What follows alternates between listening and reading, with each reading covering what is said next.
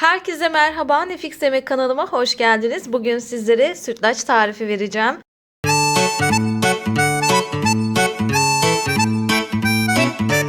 Tarifimde kullanılan malzemeler: yarım su bardağı okunmamış pirinç, 1 litre süt kullanacağız. 1 litre süt 5 su bardağına denk geliyor. Bardak ölçüm 200 milimlik. Bunları açıklama kısmına zaten yazarım. 2 su bardağı su, 1 su bardağı şeker, 1,5 çorba kaşığı mısır nişastası kullanacağım. Mısır nişastası, buğday nişastası ya da pirinç unu kullanabilirsiniz. 5 su bardağı sütün 1 su bardağını da nişastayı açmak için kullanacağız. Onu da söylemek istiyorum. Bu bilgileri açıklama kısmına yazarım. Oradan bakabilirsiniz. Yapımına geçmeden önce kanalıma abone olmayı, beğenmeyi, bildirimleri açmayı, yorum yapmayı lütfen unutmayın. Sütlaç tarifimize başlayabiliriz.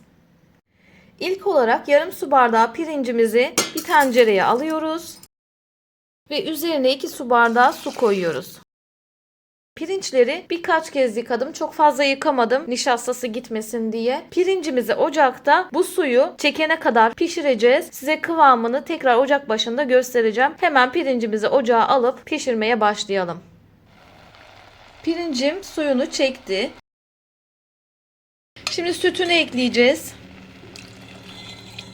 4 bardak sütü ekleyeceğim. 5. bardağı da nişastayı açmak için kullanacağım. Toplamda 5 bardak yani 1 litre süt koymuş olacağım arkadaşlar. 1 bardak koydum. 3 bardak daha koyuyorum hemen. Şimdilik 4 bardak sütümü ekledim. Tekrardan kaynatacağım. Sütüm soğuk. Sütün soğuk olmasında hiçbir sıkıntı yok. Sadece zaman olarak biraz uzun sürede yapmış olursunuz. Sütünüz sıcak olursa, önceden ısıtmış olursanız daha kısa sürede işlemlerinizi halletmiş olursunuz. Soğuk olursa biraz uzun sürer. Yani soğuk olmasında kıvamı açısından hiçbir sıkıntı yok arkadaşlar. Onu söyleyeyim. Şimdi sütümüzü de kaynatalım. Daha sonraki aşamalar için tekrardan görüşelim. Sütlacım tekrardan kaynadı. İçerisine kaynamaya başladığında şekerimi ilave ediyorum. Karıştırıyorum. Bu şekilde 10 dakika daha pişirelim. Sütlacıma şekerini attıktan sonra bir taraftan da nişastamı 1 bardak sütle açacağım.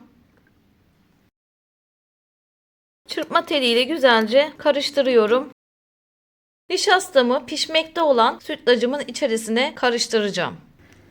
Sütlacımı 10 dakika kadar daha kaynattım. Şimdi hazırladığım nişastayı içerisine koyup 1-5 dakika kadar daha kaynatacağım. Hemen karıştırıyorum topaklanmaması için. Nişastasını koyduktan sonra karıştırarak devam ederseniz topaklanmaması için daha iyi olur. Nişastalı şekliyle 1-5 dakika kadar daha kaynatalım. Daha sonrasında servise alacağız. Sütlacım hazır. Şöyle kıvamını da göstereyim size. Bunun soğuyunca biraz da koyulaşma payı var. Onu da söyleyeyim. Sıcakken kaselere alabilirsiniz. Sütlacımızı bu şekilde kaselere alalım. Biraz ılıdıktan sonra buzdolabına koyalım. Soğuduktan sonra tekrardan görüşelim.